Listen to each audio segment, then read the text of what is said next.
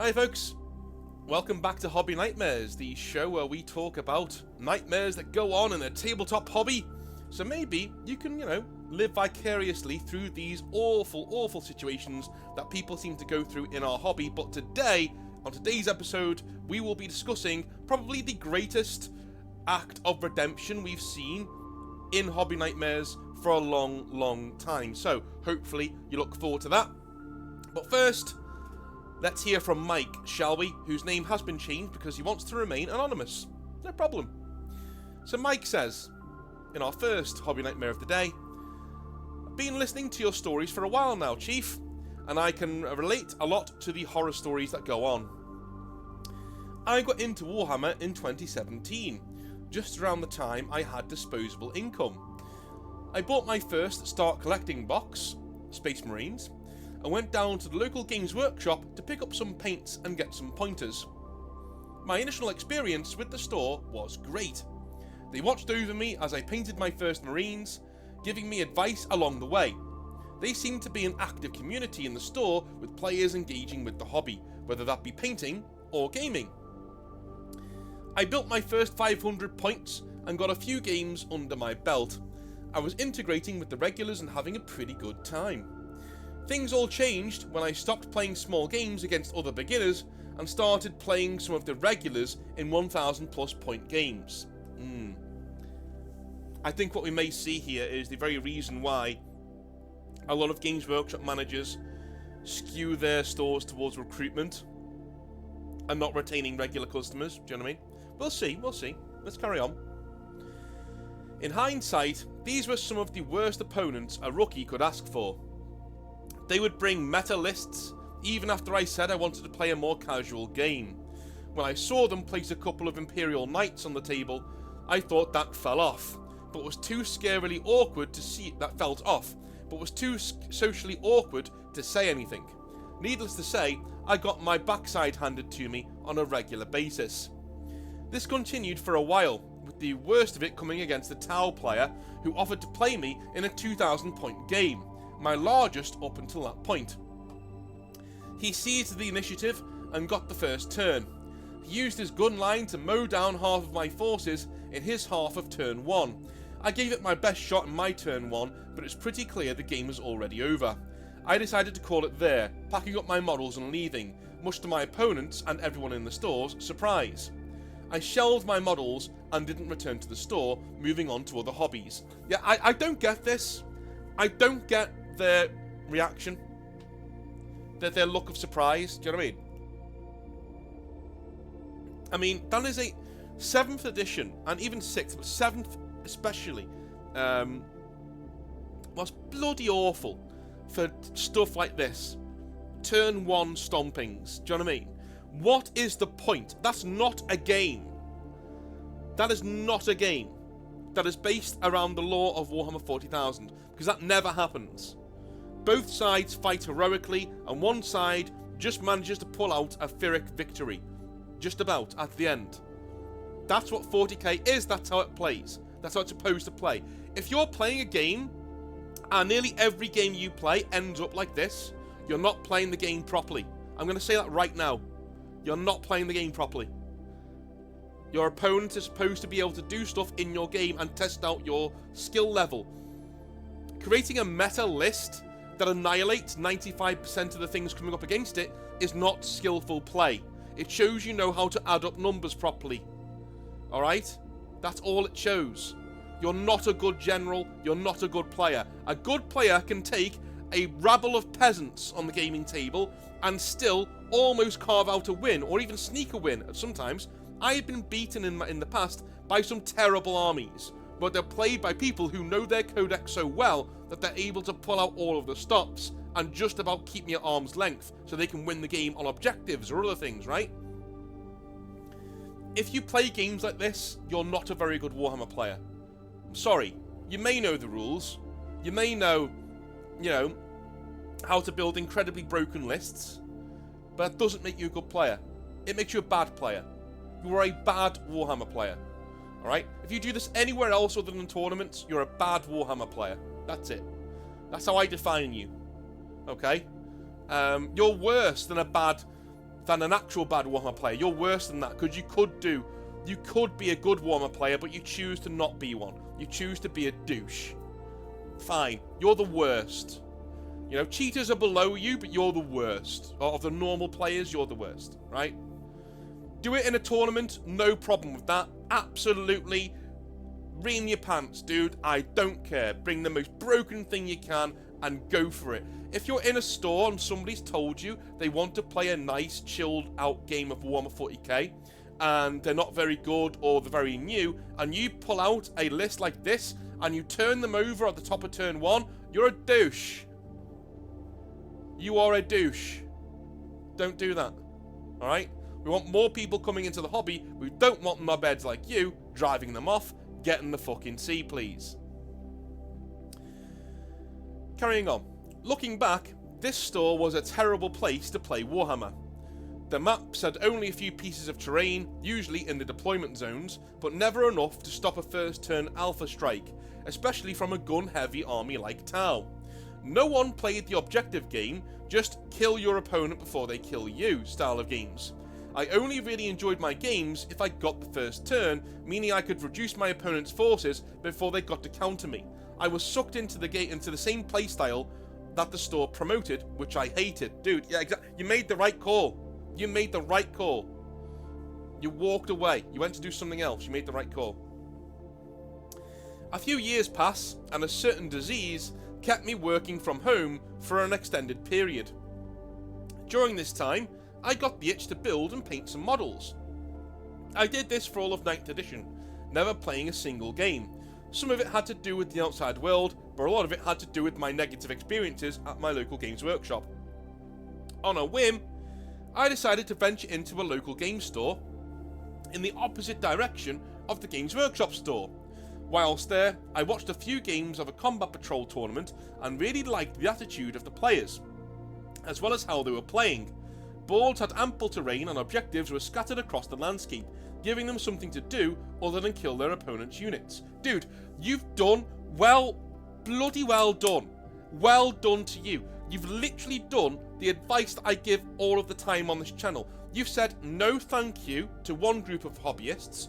You realise the hobby isn't that, it's the hobbyists who are the problem. You walk away from that group and you go and find your tribe somewhere else. And instead of just jumping into that local game store, you've gone along one day just to watch and see if they're your kind of people, right? And you're finding that they are. I'm so happy for you, man. This is great. When I was being rung up for my goods, I asked about the local 40k scene. The employee told me they had a Discord server where I could arrange games, or I could show up for their monthly events. I signed up for their Discord, but didn't think much of it. I would check in from time to time and see what people were saying, but I didn't chime in. Eventually, I worked up the nerve to ask for a 1,000 point game. That was right around the time the 10th edition started. A player offered to walk me through a game. We set up the board and he explained all the differences that 10th brought to the game. It was a great game and a great time, maybe even the greatest since those first few 500 point matches in 8th edition. I lost, but I had a blast and learned a lot. More importantly, we played the right way, with objectives and lots of line of sight blocking terrain. I continued to play at the store over the summer, making a lot of friends along the way. I even competed in a couple of narrative events during the fall, winning both of them. The player who ran me through my first game told me I was getting a lot better, and I credited the way the game was being played to my past experiences. I really enjoy my time at the store, and I'm even running my own narrative escalation league in the new year. I really enjoy my time at this local store and look forward to coming there for years to come. This experience made me realise that it really matters where you play Warhammer and who you play it with that makes the experience for you. Anyways, thanks for reading my story. I hope it can inspire other people who may have had a bad first impressions of the hobby to stick with it. Cheers. Excellent, man. That is probably the most succinct ABC hobby nightmare we've had in a long time. With all the right messages. Well done to you. Absolutely fantastic stuff. If you like what we do here on the channel, then please make sure you subscribe down below. and you become a part of the community, you would really, really, really help me out by doing so. I'm trying to forge my way up to 16,000 subscribers by the end of the year. Our original target was 15. You helped me there. Let's try and go for the bonus 16. Let's try and do that. And next year, I'm aiming towards 20. If I can get to 20, my God, there will be much partying in the House of Northern Exile, let me tell you, if I can get to there. I'm aiming for that before June of next year. That would be awesome. That would be absolutely amazing. Anyway, also, Composite Games, our lovely sponsors, are doing a prize draw that is down below. Make sure you go and enter that. Every single bit of proceeds from that goes to help them replace their window because they've moved to a new location and some no-brain has broken their window from the outside. Probably a drunk football fan or something. So, if you can go and help them out and maybe win some models in the process, that link is also down below. The Discord is also down below if you want to jump in. That should be fixed now. There should be a Discord link that works. I know a few people have said that the Discord link is broken. A new one has been generated and it's permanent and it works and it's in the description down below. Okay. Next, Seb says, "Hi, my name is Seb. It's fine to call me it if it makes it into a video. It looks like this ended up being more of a list things than of a story. Oh well, here goes. English is technically my third language, so if you have hair, maybe put a cap on it or something, so you might still have it after reading this." Dude, that was quite an in-depth joke for somebody who doesn't know how to speak English. Well done. "I'm not sure that any part of my experience is a nightmare. I've gone through things that make anything less than bashing miniatures or local violence seem pretty small. It's not that my life has been the worst, it clearly has not, but still, this is North talking, I'm going to say you're from Eastern Europe. The amount of people from Eastern Europe, Poland, Ukraine, places like that, who, like, aren't fazed by nearly anything in life because they're like, mate, I face worse than that going to catch the fucking bus in the morning. Right, I don't get what you're on about. They are a very caustic people in Eastern Europe and the Balkans. Very, very, very caustic. They just don't give a shit. They've gone through so much stuff that nothing phases them. They just go, yeah, I don't care. You know, not easily offended. Just, you know, anyway. "I started this hobby in 1990 and went through Hero Quest / Space Crusade. I began Rogue Trader and Space Marine at the same time. I skipped most of the 4th edition and the whole of 5th edition. I got back into it with the 6th edition Chaos Space Marine Codex when that was released. I never played Fantasy, but started Age of Sigmar when the first General's Handbook was released. After Games Workshop got over their idea of just wanting to move plastic on the table and imitate relevant combat noises without any actual structure or balance in the game." Dude, that was terrible. Those days of Age of Sigmar, man, they were awful. Do you remember those if you're watching this video? Oh my god, the original Age of Sigmar. Ugh. Ew. Just ew. When that came out, I mean, getting rid of the old world was bad enough, you know, but for them to double down and produce Age of Sigmar as it was when it first came out, which was a slap in the face to anybody who took wargaming anywhere near seriously. I don't mean seriously as in playing for blood, I mean seriously as in saying we want to simulate a really cool battle on the tabletop. They just slapped you in the face. It was almost like they tried to run off every Warhammer Fantasy player ever. Tried to run them off so they'd never come back again, right? And then complained when those people were a bit bitter about it. It's like, come on, dude. You doubled down. You didn't just take away their world and their game. You then made fun of them. You made fun of them for years. Douchebags. Anyway, so while I've not always been there, I've been more than through enough to have seen some ridiculous BS. That being said, I think it's worth noting that I am not an innocent or anything like that. This is not a story time for self-aggrandizement. I used to be a power gamer. Within a theme, I have mistakenly mixed rules between editions and games together. On top of that, I once mistakenly took an extra unit to a tournament. I have no idea why that happened. I was seriously sleep deprived at the time, so it could have been me just forgetting to put the unit on the list, or I got lists mixed up in my head and just packed the unit in instead of that or something else, but my mistake. I should have checked the list again. When I noticed this, or rather it was pointed out to me, I naturally offered to forfeit my game and to ask for a 0 score for the first match, and in which I used that unit, in which the unit did nothing, but there we go. I was not there to win, I just wanted to play. My opponent, being the community builder that he was, just told me to remove the unit, to forget about it, and that brown matter happens. Yeah, shit happens. He promptly handed my proverbial donkey to me in that game. Are we past the magical 3 minutes yet? Yes, we are. You can swear. You can swear. What came after that in the tournament, though, was one of the nightmares that I've ever had in the hobby. I played against a list of Deathwing Terminators and an Eversaw Assassin. We had 3.5 hours to play, which was plenty during the first 2 games. This guy was so slow that we barely got to the end of the 3rd turn, and I had to rush my half of that. This was during the 6th or 7th edition. The guy had around 30 models, less than 40 anyway, and by the time at the time my style was to make plans whilst the opponent did his or her things, so my turn took maybe 1 hour in total. It was so bad that my opponent's friends started to throw verbal jabs at him for being slower than a mentally handicapped sundial on Nostromo. That's deep. That's some deep 40k jokes there. I've also been in situations in which I faced a tournament list in a casual game, more often than I can remember. Officially, the results of those are pretty much predetermined, but lo and behold, the results were reversed almost every time the opponents made less optimized lists. Not that I'm that good, it's just that these people were average on their great days. Most of the tournament players are exactly as good as their list is. I agree. I completely agree.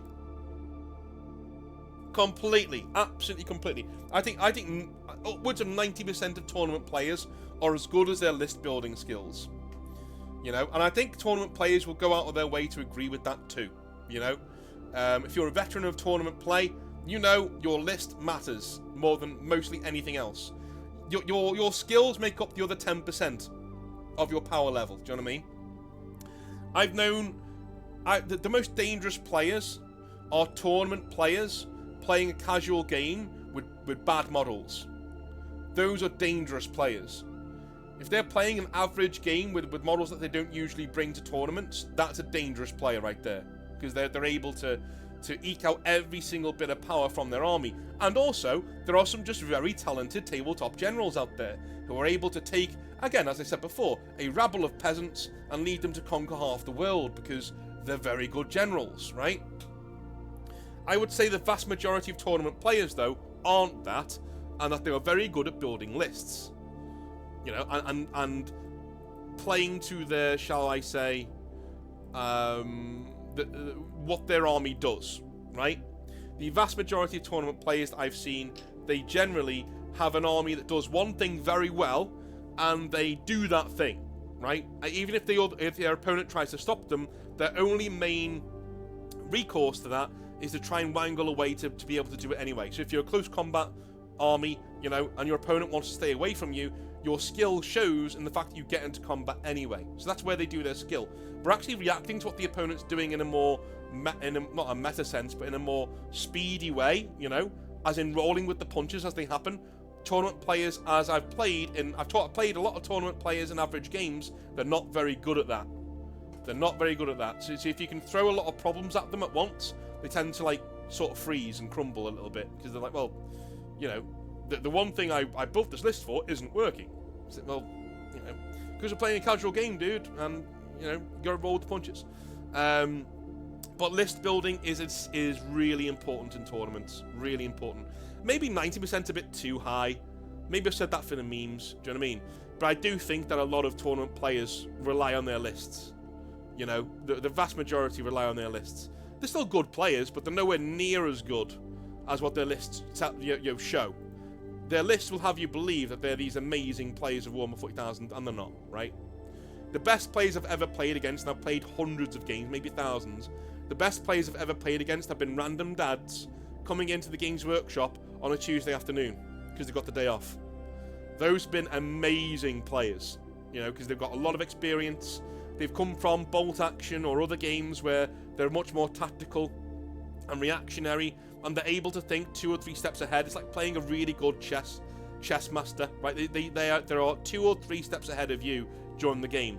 They're amazing, dude, and they can win with really bad lists by holding you off and keeping you at bay with your big Death Star units and stuff. Anyway, continuing on. Once, I was indirectly accused of racism too. Oh no. The club had 2 sizes of tables, and on one of those, one of those had to use boards so that there was enough room, while mats were enough for the other. The situation was that the bigger tables were getting filled by people using the boards, and the guys using the mats were being left with a smaller area to play with than what they needed. So I suggested that some people move the board to the smaller tables so that everybody had room. One of the gaming pairs I suggested had a black guy that was eager to get offended. I don't think I have to go further into detail about that. Yes, you do. Yes, you do. So what? So you said to this guy he needs to move somewhere else, and he took that as a racist comment. Well, dude, I mean, certain people are going to be overly sensitive to things like that, mainly because they've been conditioned to be so, right? They've just been conditioned to be so, and that's just how it's going to go, you know, unfortunately. And instead of just disagreeing with what you said, he's gone, what? Is it because I'm black, or is it because... No, it's not, mate. It's because literally you're doing the wrong thing and I'm trying to correct what you're doing, you know?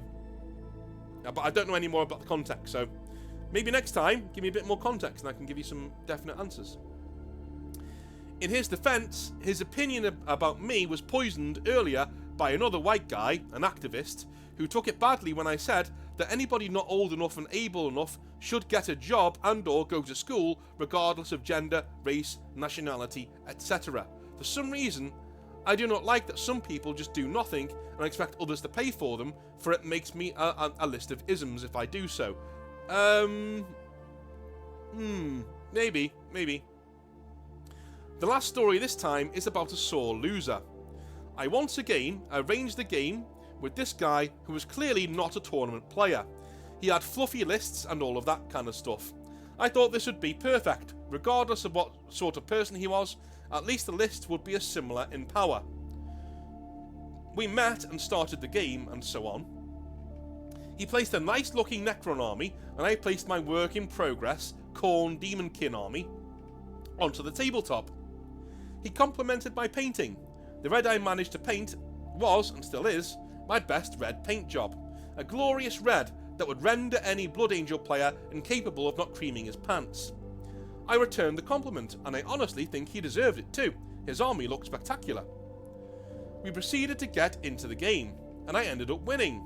Apparently, Khorne takes engine oil too if blood is not available. During the game, his demeanour changed steadily, not for the better. After the game we talked about it, about how the game had gone and what we thought our own mistakes were.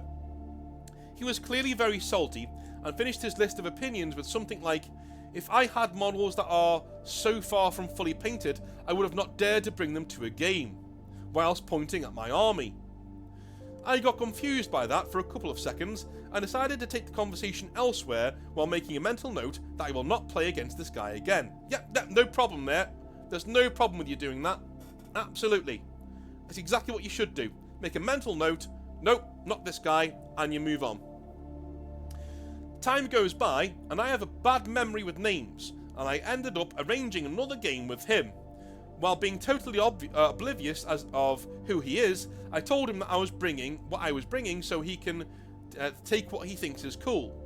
After seeing who my opponent was, I distinctly remember thinking, oh fuck, this guy again. I decided to make the most of the situation and act like nothing happened last time. I proceeded to take my Khorne army out of my boxes. While he takes out his direct hard counter to my list, he tells me that this is why I never tell anyone what I am going to bring. I stared at him for what seemed to be a historically long 2 seconds and said, okay, and continued with my prepping. His plan did not survive the encounter with reality, and I almost tabled him. Again, his mood went from good to sour. The kind of sour that you would get to taste if you got teabagged by a nurgling. In the end, all he could say was that my faction was too good. He went away and was there just trying to figure out what his expectations were if this was his reaction to losing in a dice game. So there, some of the interesting things I have faced after I got back into the hobby. Maybe next time I'll tell you about the glorious moments and people I have encountered over the years. Sincerely yours, Seb. Yeah, maybe a bit more context next time, that'd be good. Don't be afraid to write something in Hobby Nightmares, man. Especially if you're going to be... I know you said, you put your name in there. So maybe next time don't put your name in there and they can say whatever the hell you want. You know what I mean? You don't have to... you don't have to be, shall we say... sidestepping. Sidestepping actual content that we need to hear. Anyway... Pedro the Maniac says... Hi, North. So this nightmare happened a few years ago now, and involves my Games Workshop manager Steve, and his exploits whilst working for the company. I was a staffer at his Games Workshop store, working with him to run the store and generally push sales as much as we could. When Steve got the job, one of his first responsibilities as manager was actually helping recruitment find his staff. He settled on me, and after our interview, where we hit it off, on my first day in the store, he hit me with a lot of corporate jargon and insisted I sit and work through a training manual he had sourced from another manager. It was a big plastic binder with literally dozens of exercises and things like that. Proper odd stuff that was kind of like teaching you to breathe or something in its simplicity, so it was easy, there was just a lot of it and it was kind of mind-numbing. I did it anyway to keep him happy, but he refused to actually let me do my job for weeks whilst I sat there and worked through this massive booklet. When finally my booklet was done, he took me over to the KPI board. These are key performance indicators. Essentially, it tells you how many of the products that Games Workshop really wants you to have sold, namely the starter box sets, and it tells you how many of those you've sold per person. Back then it was really backwards too. If you didn't sell 40k or Age of Sigmar, the starter box set, the main one, then you were not getting people into the hobby as far as HQ were concerned. This is fucking nonsense, but I'm sure you can explain why and save me some time. Yeah, alright. So, the reason why that's nonsense. So KPIs, again, key performance indicators, means there are certain products at Games Workshop that the store, the company, really want you to sell. Because it means, in their eyes, that the store is making progress, and the hobby, by and large, is also making progress, right? Cool. And back in the day, Games Workshop would say, you need to sell starter box sets, because people who are getting recruited into the hobby, they buy starter box sets. They buy, for me it was Dark Vengeance, and the Age of Sigmar starter box set, right? If they bought one of those two big box sets, then you were recruiting people into the hobby. The issues with that are... Number one, those box sets are prohibitively expensive. They are very, very expensive pieces of kit. Number two, you have to sell them other things for them to get into the hobby. As all of you know, I'm sure there have been parents out there in the past who have gone and gotten their starter box set, gotten it home, and then realised, oh my god, these are all on the sprue, right? That's not correct. You've got to sell them painting supplies and hobby supplies and all sorts of things for them to really get into the hobby and start having fun with it. The next thing is, some people when they get into the hobby, if they're doing 40k, they don't want to do Space Marines and Tyranids. You know? Or at the time, Space Marines and Chaos.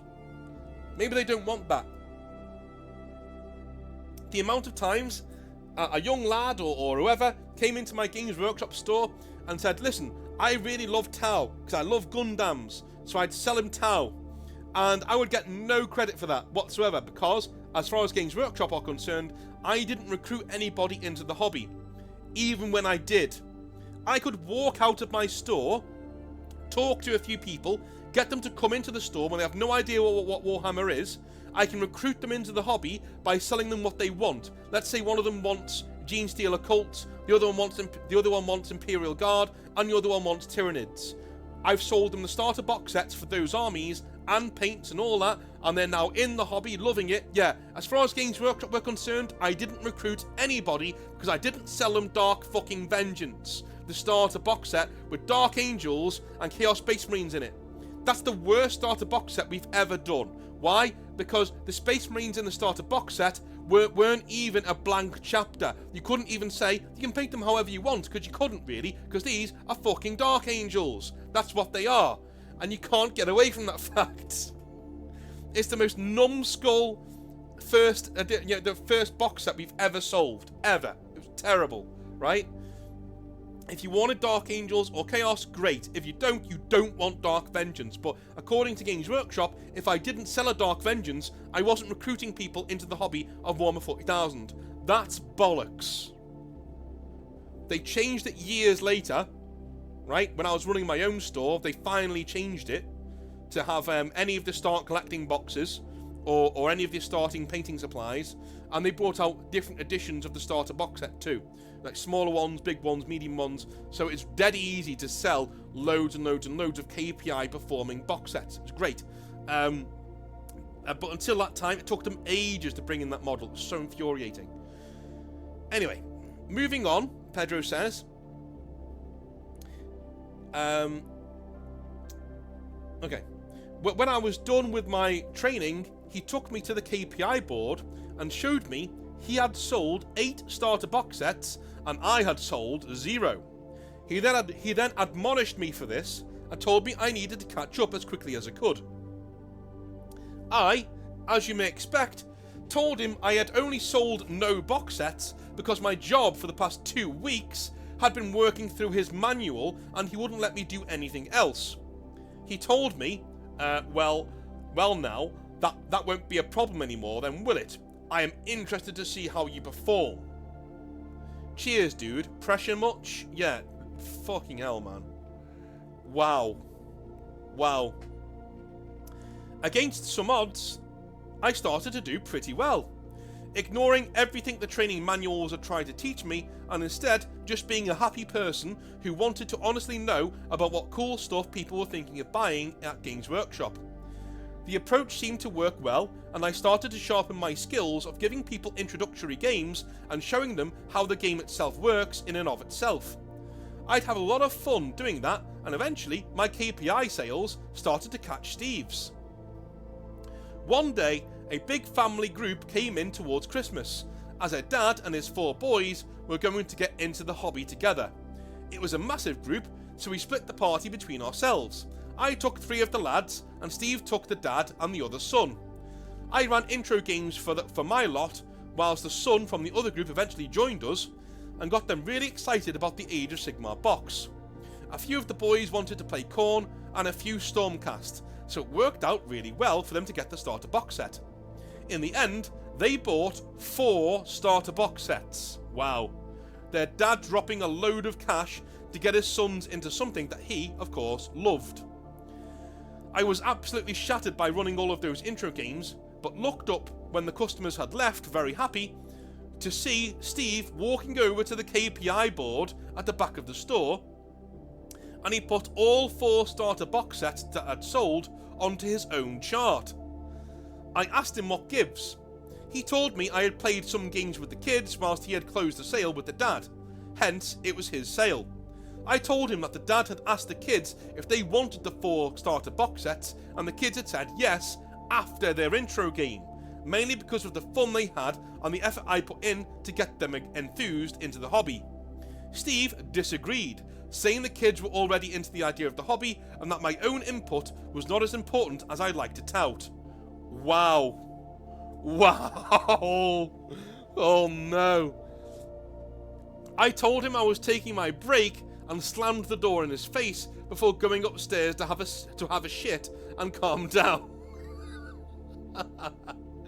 I was ready to throw a Land Raider at him. Yeah, I can imagine. That's hilarious. you like John Travolta in Pulp Fiction. It's like, I'm gonna take a shit. You just walk off. This went on for months. Snide comments and general shithousery abound. Even with customers, he would tell gamers to their face that they were wasting his time because they didn't buy anything that day, even if they bought something only a few days prior in this very shop, and he had served them at the time. He made multiple kids walk away from the hobby entirely by critiquing their painting or playing skills. A fucking cardinal sin, if you ask me, going against every bit of training you're given so you can just feel high and mighty over a child. Yeah. This dude is the fucking worst. Honest to God. This is where things change, though. Steve had spent a lot of time taking care of his grandmother, like every waking hour away from the store, really, which was his one saving grace in my eyes. He was taking care of the elderly. Eventually, though, she inevitably passed away, and Steve took 2 weeks off to put things in order. When he came back to work, he went straight to Nottingham for some training and was taken care of by Chris, a trainer at Nottingham HQ, who was an absolutely incredible bloke. He could not do enough for you. He even took Steve back to the store when the training was done in a car rather than having him get the train on his own. When he got to the store, I had a feeling that the holiday was over, you know? But here he comes again. Steve, though, had experienced metamorphosis. It was like a huge weight had been lifted from his shoulders. He looked happier and took me aside very quickly. He sat me down and apologised for how he had been, what he had put me through, and that from then on we would be working as partners in running the store, 50-50. At the end of the day, he even showed me his pay slip, oh my god, to show me that he earned barely more than me, so it wasn't like we were both putting in the same amount of work when one of us was getting rewarded far more than the other. We needed to stick together to push the store. I was shocked by how little he was earning, to be honest with you, so that endeared me to helping him even more. He started by telling me when customers were sated and attended to, that I could work on my own models in the store in store time.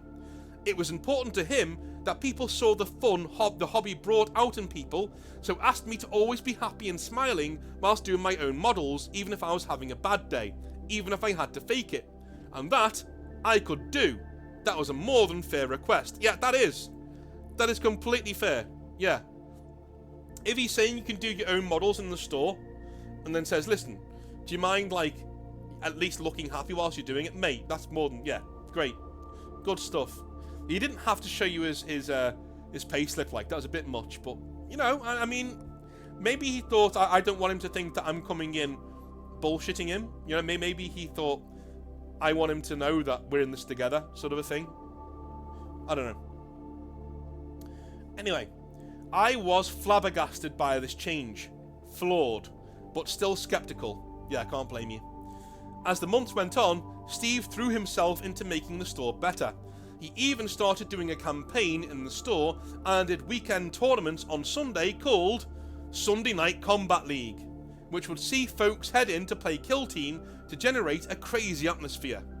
He even made a Murder Dome scenic battlefield that looked like a circular fighting arena in a neon cyberpunk city for the Kill Teams to fight in.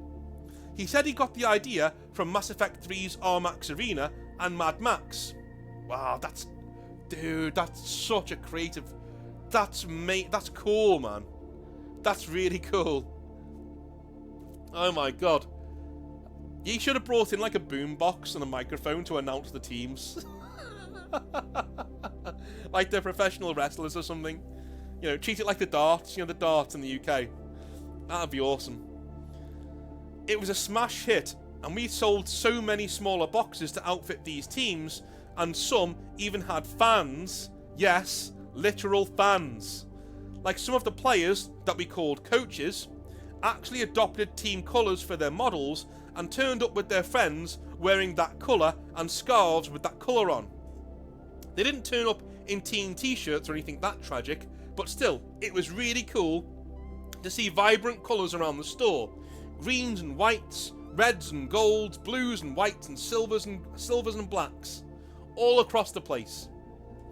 When we got to Christmas, the store was heaving, like you couldn't bloody move. Steve broke records at that store. He was completely a changed man. If the store was quiet, he'd send me home early. If I had a really busy morning over the weekend, he'd give me a 90-minute lunch break in which I'd get bored and ended up coming downstairs anyway to help before my time was up. He put his faith and his trust in me. He worked with me to grow and did things every day to let me know he was on my side.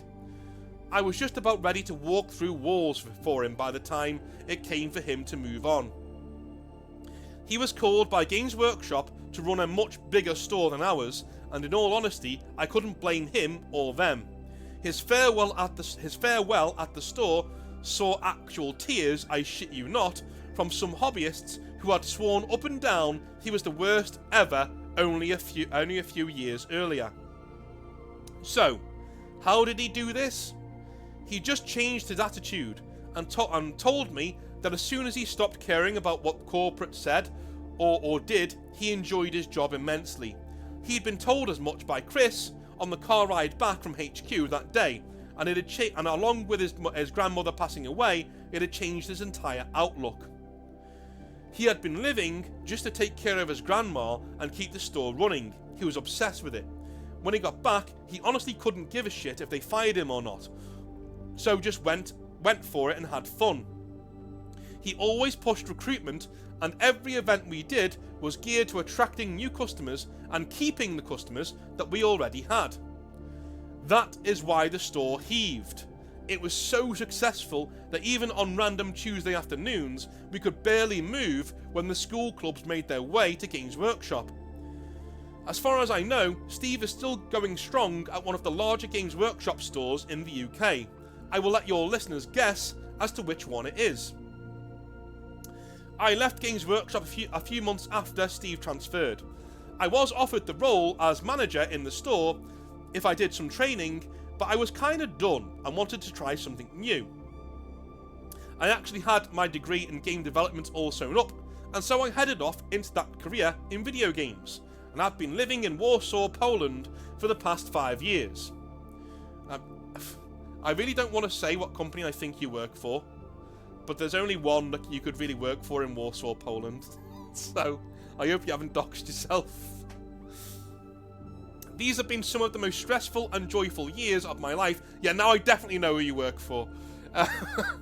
And we are embarking on new projects that are set to be even more exciting. I will never forget my time at Games Workshop though, or the fact that they taught me some real life lessons. Namely, that it's never too late to check your attitude, do what is right, and fight for the good things. You do get rewarded for it, eventually, if you do. Thanks. P.S. And thank you for your kind words about Phantom Liberty, Pedro. Dude, well, again, was I meant to read that P.S. out? Because, like, you didn't say I couldn't, so normally people don't want me to read the P.S.s out, but screw it. You're welcome. It was a really good game. But yeah, just go with the show, man. Go with the show. If you focus your store on recruitment, but you also focus it on retaining the people that you've got, you need to be 60% recruitment, 40% retention. You need to be making sure that the people in your store are having fun, and it's not some sort of fucking corporate retail tomb for people to walk into. Keep it warm, keep it happy, keep it nice, keep people having fun, and keep recruiting people into the hobby. That's what your job is. Awesome, man. And I hope Steve's doing well. I know you changed his name, but I hope he's doing well wherever he is, you know? Anyway, if you like what I do, the subscribe button is down below. I will speak to you tomorrow for a 40k rant, but we will be discussing 40k's next army, in my opinion. Traitor Imperial Guard. Oh yeah, the most requested one we've had. Traitor Imperial Guard. That'll be tomorrow. It'll be a hell of a rant. I'll speak to you then. Have a good one, guys. See you then. Love you a long time. Bye now.